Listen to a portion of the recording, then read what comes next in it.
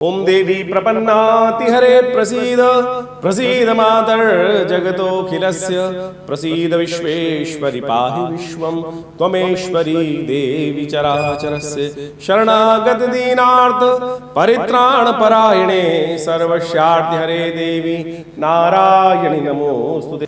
नमस्कार, मैं हूं आचार्य विक्रमादित्य। आचार्यवाणी में आपका स्वागत है और हमारे इस चैनल पर हम आपके साथ बने रहते हैं और समय समय पर आपको आपकी राशि के अनुसार से समय को अवगत कराने का प्रयास करते हैं। तो आज कुंभ राशि वालों के लिए 6 मई के दिन ग्रहों का योगायोग दिखाता है। सोमवार का अवसर, त्रयोदशी तिथि, और इस दिन चंद्रमा जो है वो तृतीय भाव में मेष राशि में भी प्रवेश करेंगे, सूर्य के साथ योग बनाएंगे और लेकिन वो शाम को होगा, लेकिन सुबह आपके अनुकूल दिखाई देती है।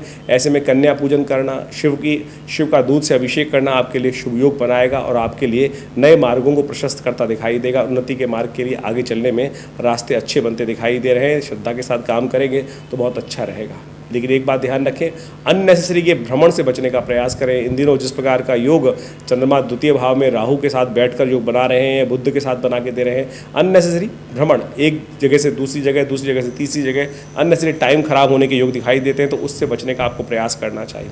भद्रा का योग भी है जो करीब करीब 2 बज के करीब 40 मिनट से आरंभ होकर रात्रि पर्यंत रहेगा। तो ऐसे में नए कार्यों को आरंभ करने के लिए सुबह का समय अच्छा दिखाई देता है, लेकिन दोपहर के बाद यानी 2 बज के 40 मिनट के बाद का समय थोड़ा कमज़ोर दिखाई देता है। 7 मई का अवसर, मंगलवार का दिन, चतुर्दशी तिथि, और इस दिन ग्रहों का योगायोग आपके बड़ा अनुकूल बना हुआ है। लेकिन ध्यान रखिएगा अपने समय को बेकार बर्बाद ना होने दें। ऐसे में बहुत सारे लोग, फालतू के लोग जो होते हैं, वो आपके काम में विघ्न उपस्थित करने का प्रयास कर सकते हैं। कुछ स्वार्थी लोग आपके अपने काम को कराने के लिए आपके समय को व्यर्थ उपयोग कर सकते हैं। तो ऐसे में ध्यान रखते हुए आपको समय का सदुपयोग करने का प्रयास करना चाहिए। शिव की आराधना, गणेश की आराधना करना समस्त प्रकार से विघ्नों को दूर करने वाला रहेगा। तो सुंदर तरीके से आप इस समय का लाभ उठाने का प्रयास कीजिए। मंगलवार का अवसर भी है, तो ऐसे में ध्यान रखिएगा। इस दिन विवेकानंद योगाश्रम में हमने अब ग्रहों के शुभ लाभ के लिए सुंदर तरीके से सुंदरकांड का पाठ रखते हैं, तो आप उसमें भी सम्मिलित हो सकते हैं। और सिद्ध हनुमान जी की जो मनोकामना सिद्धि की मूर्ति है, उनके समक्ष जाकर, ऐसे में कि विवाह नहीं हो रहा है, बहुत सारे हमने ऐसे केस देखे जिनके अंदर विवाह के योग नहीं बन रहे थे, हमने उनको उपाय बताया कि हनुमान जी को ये इस तरह से पूजन करने का प्रयास करें, और लगातार उन्होंने कुछ दिन करने का प्रयास किया, शुभ योग बना, कष्ट कटे और शुभ लाभ की प्राप्ति के योग बने। तो हनुमान जी के नित्य प्रति ऐसा समर्पण भाव से कार्य करने से कल्याण के योग बनते हैं। 8 मई को बुधवार का अवसर, अमावस्या तिथि, और उस दिन बृहस्पति महाराज अस्त होने जा रहे हैं, चंद्रमा परिवर्तन की तरफ जा रहे हैं। तो देखिए, ग्रहों का योगायोग ये दिखाता है कि जो बृहस्पति ने नई उम्मीद उत्पन्न करी थी, वो सूर्य के बिल्कुल सन्निकट आने के कारण से अस्त हो रहे हैं सुबह 5:10 पर। ऐसे में लगातार आपको बृहस्पति को ताकत देने की ज़रूरत है। बृहस्पति ज्ञान के देवता हैं, और जब ज्ञान के देवता अस्त हो जाते हैं तो इन दिनों ग्रहों की स्थिति ऐसी है, बृहस्पति अस्त, शुक्र अस्त, और साथ साथ बुद्धि के लिए ध्यान रखने की ज़रूरत है। बुधवार के दिन ये अस्त हो रहे हैं, तो अमावस्या के दिन तो खासतौर पर एक तो पितरों के निमित्त अवश्य कुछ तर्पण इत्यादि करें। हो सके तो भगवान गणेश को प्रसन्न करने का प्रयास करें। गणेश जी की आराधना, गणेश जी को पीले पुष्प अर्पित करना लगातार कुछ दिन आपके बुद्धि के विघ्नों के रास्तों को दूर करेगा, बुद्धि को विकसित करेगा, और ज्ञान के देवता अस्त होने के कारण से भगवान गणेश की कृपा से आपके कार्य में लाभ होने के योग बन सकते हैं। नहीं तो बृहस्पति का अस्त होना, जिस प्रकार से एक उम्मीद जागी थी, फिर वो बैठ सकती है, ऐसी स्थिति बन सकती है। नए नए कार्य बनने के टाइम पर जो बनने की स्थिति में आए थे वो रुक सकते हैं, लेकिन ये बहुत लंबे समय नहीं है, ये बहुत जल्दी परिवर्तन की तरफ योग जाएंगे। और जहाँ तक है कि जून के पहले हफ्ते में ये परिवर्तन की स्थिति बन जाएगी। इसके लिए हम अलग से एक वीडियो बना रहे हैं, वो आप अलग से देख सकते हैं और समझ सकते हैं कि बृहस्पति के अस्त होने पर आपकी राशि के अनुसार से जो प्रभाव होने वाले हैं उसको आप कैसे ठीक कर सकते हैं। 9 मई का अवसर, गुरुवार का अवसर, प्रतिपदा तिथि, शुक्ल पक्ष आरंभ हो रहा है वैशाख का, और ये विशेष तौर पर ग्रहों के योगायोग से आपकी राशि के अनुसार से सुंदर दिखाई देता है। पैदावार अच्छी होगी। विश्व के दृष्टिकोण से यदि देखा जाए तो बृहस्पति के वार के दिन से ये पक्ष आरंभ हो रहा है और सुंदर योग बना रहा है। चंद्र दर्शन भी इस दिन होंगे। द्वितीया क्षय है, और नए कार्य आरंभ करने से बचना चाहिए। चंद्र दर्शन करके माता पिता का आशीर्वाद लें, देखिए सुंदर योग बनेंगे। आपकी राशि के अनुसार से जो ग्रह योग हैं, बृहस्पति, चंद्रमा महाराज उच्च के होकर द्वितीय भाव में बृहस्पति के साथ गजकेसरी योग का निर्माण कर रहे हैं। लाभ के योग अच्छे हो सकते हैं, लेकिन बृहस्पति चल रहे हैं अस्त। तो ऐसे में पीली चीज़ों का दान, गाय को चने की दाल भिगो के खिलाने का काम, जौ खिलाने का काम, ये सब करें, देखिए कल्याण के योग बनेंगे। 10 मई का अवसर देखें तो बुधवार का अवसर चल रहा है, तृतीया तिथि है, और अक्षय तृतीया का अद्भुत योग है। और ग्रह योग आपकी राशि के अनुसार से लाभ के योग प्रशस्त करते दिखाई दे रहे हैं, लेकिन बृहस्पति का अस्त होने के कारण से जो उनमें धार होनी चाहिए, तेजी से आगे बढ़ने के योग होने चाहिए, वो थोड़ी कम दिखाई देती है। ऐसे में ब्राह्मणों की सेवा करने का प्रयास करें। अक्षय तृतीया है और इस दिन परशुराम जी की जयंती होती है, तो इसलिए ब्राह्मणों की सेवा करके उनका आशीर्वाद लेकर बृहस्पति जो अस्त है उनको ताकत दे सकते हैं। आने वाले जिससे करीब करीब जो एक 25 दिन का समय चल रहा है जब बृहस्पति अस्त होकर पूर्ण लाभ देने से वंचित कर रहे हैं, तो ऐसे में इस दिन खास तौर पे उपाय करने का प्रयास कीजिए। इसके साथ साथ बुध भी परिवर्तन के लिए जा रहे हैं। बुध मेष राशि में प्रवेश जो करेंगे वो भी आपकी राशि के अनुसार से विचित्र प्रभाव उत्पन्न करने के योग बनाएंगे। तृतीय भाव में जाकर बुध थोड़े अभी तो जो है स्थिति में अस्थिति में चलेंगे, लेकिन उसके बाद धीरे धीरे परिवर्तन का योग जो बनेगा वो आपके लिए अच्छा रहेगा। ऐसे में कुछ खास उपाय आपको करने की ज़रूरत है। जैसा अक्षय तृतीया है, इस दिन हमने कहा गौ सेवा, ब्राह्मण सेवा, पीली चीज़ों का दान ये अवश्य करने का प्रयास करें। एक बात और ध्यान रखिएगा, इस बार अक्षय तृतीया के दिन वैसे अंशुज साया होता है, लेकिन अंशुज साये का जो योग है वो दो ग्रहों के अस्त होने के कारण से विवाह इत्यादि बड़े मुहूर्त करने के लिए शुभ नहीं है। जी हाँ, शुभ नहीं है। बहुत सारे लोग अज्ञानता के कारण से इस दिन विवाह करने के लिए प्रेरित हो सकते हैं, लेकिन इस बात का ध्यान रखना चाहिए कि शुक्र अस्त स्थिति में विवाह इत्यादि योग, गृह प्रवेश इत्यादि योग नहीं करने चाहिए, अन्यथा कष्ट के योग बनते हैं। तो इस बात को सब चीज़ों को ध्यान रखते हुए कार्य करें तो अच्छा रहेगा। और देखिए, ये सब बातें विशेष तौर पर बहुत महत्व रखती हैं। हम इस चैनल के माध्यम से आपके साथ लगातार जुड़े रहते हैं और समय समय पर आपको इन सब चीज़ों के बारे में अवगत कराने का प्रयास करते हैं कि आज तिथि कौन सी है, वार कौन सा है, कौन सा मुहूर्त कब कर लेना चाहिए, कौन सा व्रत शास्त्र के अनुसार से विधान किस प्रकार। देखिए, भारतीय संस्कृति में समझें, ये जो सारे के सारे विधान बताए गए हैं ये सुंदर तरीके से इसलिए बताए गए हैं कि आप अपने जीवन में शुभ को प्राप्त कर सकें। शायद किसी और संस्कृति में इतना सुंदर तरीके से, इतने सूक्ष्म दृष्टिकोण से समय का अध्ययन नहीं किया जाता जितना सनातन पद्धति में, भारतीय संस्कृति में ज्योतिष विज्ञान के माध्यम से बताया गया। एक बात समझें, हमारा मानना ये है कि आइंस्टाइन ने एक बार जब फिलॉसफी दी थी टाइम होल्स की, जिसके अंदर हम टाइम को ट्रैवल करके बहुत सुंदर तरीके से आगे बढ़ सकते हैं, तो मेरा मानना ये है कि विशेष तौर पर ज्योतिष में जो मुहूर्त है, योग हैं, वो इसी को दिखाते हैं कि कैसे हम छोटे से कर्म से अपने पुण्यों को अद्भुत प्रकार से बढ़ा सकते हैं। जैसे अभी हमने बताया कि अक्षय तृतीया का मुहूर्त है, कार्य को करने से अक्षय फल की प्राप्ति होती है। अक्षय फल यानी शुभ करेंगे तो उसका भी अक्षय, जो क्षय ना होने वाला हो, वो फल प्राप्ति के योग बन जाएंगे। ऐसे में शुभ कार्य करेंगे तो अच्छा फल प्राप्त होगा और दुष्कर्म कट जाएंगे तो हमारी ट्रैवल, हमारे पुण्य बढ़ जाएंगे और कष्ट जो जीवन में आ रहे हैं वो घट जाएंगे। तो इन सब सिद्धांतों को हमें समझने का प्रयास करना चाहिए और सुंदर तरीके से अपने जीवन में लाभ लेने का प्रयास करना चाहिए। हमने विवेकानंद योगाश्रम जो हमारे पिता आचार्य श्री केशव देव जी महाराज ने इस्टेब्लिश किया, और यहाँ भारत की विभिन्न पद्धतियों पे हम कार्य करते हैं। यज्ञ विज्ञान, मंत्र विज्ञान, आयुर्वेद, योग, प्राकृतिक चिकित्सा और बहुत सारे स्वर विज्ञान इत्यादि, मंत्र, कुंडलनी जागरण इत्यादि। और इस सब संबंध में बहुत अच्छे से शोध करके बहुत सारे विज्ञानों के संबंध पुस्तकों का लेखन हुआ, बहुत सारे शास्त्र इत्यादि को हमने अध्ययन करके उनके संविधान को बहुत सुंदर तरीके से, बहुत ईजी लेवल में लोगों के समक्ष उपस्थित करने का प्रयास किया। और हर रविवार को इस सब संबंध में एक हम वर्कशॉप भी लगाते हैं, जो सुबह 8 बजे से लेकर करीब करीब 10 साढ़े 10 बजे तक का एक कार्यक्रम रहता है। उसमें हम यज्ञ भी कराते हैं लोगों से। आप आकर निःशुल्क, कोई फीस नहीं लेते। यज्ञ इत्यादि में करने का कोई हमारे यहाँ विधान ऐसा है कि कोई भी आकर ज्वाइन कर सकता है। पवित्र वस्त्र धारण करके स्नान इत्यादि करके हर रविवार को आप आएँ, उस यज्ञ में बैठें। यज्ञ भारतीय संस्कृति की अद्भुत कृति है। कहा गया यज्ञो वही श्रेष्ठतमं कर्म, और यज्ञ आप स्वयं कर कर भगवान परमात्मा का ध्यान कर सकते। बहुत सारे लोगों को भ्रांति रहती है कि यज्ञ सनातन नहीं, आर्य समाज का है। आर्य समाज कहाँ से निकला? सनातन से तो निकला। कोई फर्क नहीं है, ये तो विचार ऋषियों के, लोगों के विचार हैं जिन्होंने इसको बाइफिकेशन कर दिया। सब एक ही तो है।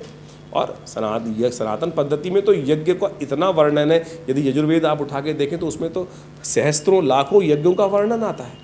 और सब मूर्ति पूजक उपासक। हम वास्तविक तौर पर समझें कि मूर्ति पूजा या निराकार ब्रह्म की उपासना कोई अलग थोड़ी है।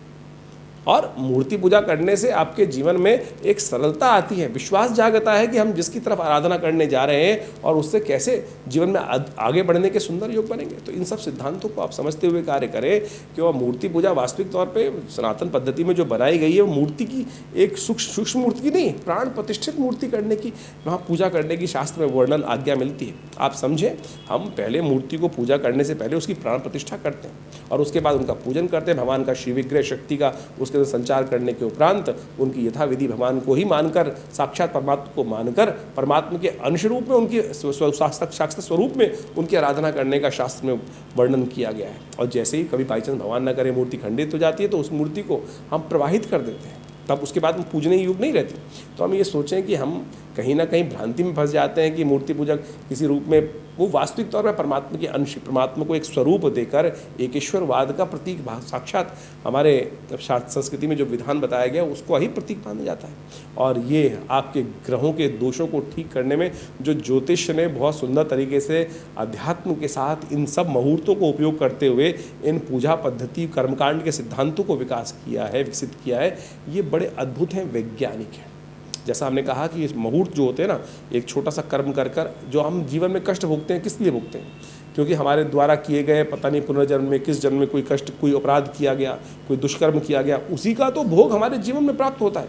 कोई शुभ करेंगे तो शुभ भोग प्राप्त होगा, अशुभ कर्म हुआ तो अशुभ भोग प्राप्त होता है। अब उस भोग को हम शुभ कर्म कर कर, अशुभ भोग को शुभ कर्म कर कर निस्तेज भी कर सकते हैं। और इसीलिए ये मुहूर्तों का वर्णन शास्त्र में होता है। यज्ञ इत्यादि कर्म जो है वो आपके जीवन में अद्भुत हैं, उन सब का लाभ हमें लेने का प्रयास करना चाहिए। हमने अद्भुत देखा, जीवन में कष्ट चल रहे हैं, किसी के मुकदमे चल रहे हैं, किसी के कष्ट चल रहे हैं, शत्रु परेशान कर रहे हैं, और ऐसे में जब अनेक प्रकार के यज्ञ जो शास्त्र में वर्णित है उनका सानिध्य लिया जाता है तो अद्भुत प्रकार से उसमें सफलता प्राप्त होती है। स्वास्थ्य में महामृत्युंजय मंत्र, मृत संजीवनी मंत्र, रोगान शेषान मंत्र, दुर्गा सप्तशती के जो मंत्र हैं वो अद्भुत कार्य करते हैं। हमने ऐसे कई केसेस देखे जिनके अंदर कई दवाइयाँ काम ही नहीं कर रही थी, और जब महामृत्युंजय इत्यादि का अनुष्ठान करके उनके लिए पूजा पद्धति अनुष्ठानित किए, कार्य किए गए, तो वो अद्भुत प्रकार से वो वही दवाइयाँ, औषधियाँ पुनः काम करना शुरू करती। तो आप समझें, आपके सिर्फ कर्मों का खेल है, और इन मंत्रों का सानिध्य लेकर, परमात्मा का सानिध्य लेकर हम अपने भाग्य को, सोए भाग्य को जगा सकते हैं, दुर्भाग्य को सौभाग्य में परिवर्तित कर सकते हैं। ये सिद्धांतिक बात है। तो इन सब विषयों को हम अध्यात्म के साथ जोड़ के कार्य करने का प्रयास करें। आज कई लोगों ने ज्योतिष को अपने इस प्रकार से बना दिया है कि धर्म शून्य बना दी, और केवल नग पहनाकर या कुछ और कर कर या केवल टोटके कर कर उस शास्त्र को विशेष तौर पे ऐसा बना दिया है कि वास्तविक तौर पे अध्यात्म से बिल्कुल अलग दिखाने का प्रयास किया है। एक कई तो ऐड ऐसे में हमने पढ़े, बचपन से हम देखते आए हैं, कई लोग ऐसे लिखते हैं, नो मंत्र, नो यंत्र, नो विशेष तौर पे। अरे क्या करना चाह रहे हो भाई? ज्योतिष को वास्तविक तौर पर एक चीज़ होती है रेमेडी, एक होती है डायग्नोज। अब डायग्नोज आपने कर लिया ज्योतिष की गणनाओं को समझकर कि ये समस्या है, निदान कैसे करोगे? निदान तो अध्यात्म से ही आएगा, निदान तो उपाय से ही आएगा। उपाय जो है मंत्र विज्ञान के भी हैं, रेमेडी जो आस्पेक्ट है। ऐसे डायग्नोज का फ़ायदा ही क्या है कि जिसमें रेमेडी ना हो, तो ज्योतिष विज्ञान को हमें समझना है सही रूप से। और ऐसे में हमने बहुत सारे अद्भुत कार्यों के द्वारा, मुद्रा विज्ञान के द्वारा, मंत्र विज्ञान के द्वारा, यज्ञ विज्ञान के द्वारा इन उपायों को करके देखा, अद्भुत लाभ प्राप्त होता है। जैसे अब बृहस्पति अस्त चल रहा है, ऐसे में बृहस्पति को शक्ति कैसे प्रकार से प्राप्त होगी? कोई कहेगा नग पहन लो, कोई कह रहा है कोई और उपाय कर लो। तो हमने एक आपको इस चैनल के माध्यम से हम आपको एक बहुत सुंदर बताते हैं, ज्ञान मुद्रा। ये बृहस्पति की उंगली है, और कहा जाता है कि बृहस्पति की उंगली, इस ज्ञान मुद्रा का अभ्यास करने से बृहस्पति की शक्ति को अद्भुत रूप से पॉजिटिव वे में आप उपयोग कर सकते हो। बृहस्पति जब ज्ञान, बृहस्पति देवता है ज्ञान का, ज्ञान अस्त हो रहा है तो ये ज्ञान मुद्रा है। भगवान कृष्ण ने गीता का उपदेश इसी मुद्रा में दिया, प्रपन्न पारिजाताय तोत्र वेत्रे पाणय ज्ञान मुद्राय कृष्णाय गीतामृत। अब ज्ञान मुद्रा की कैसे जाए?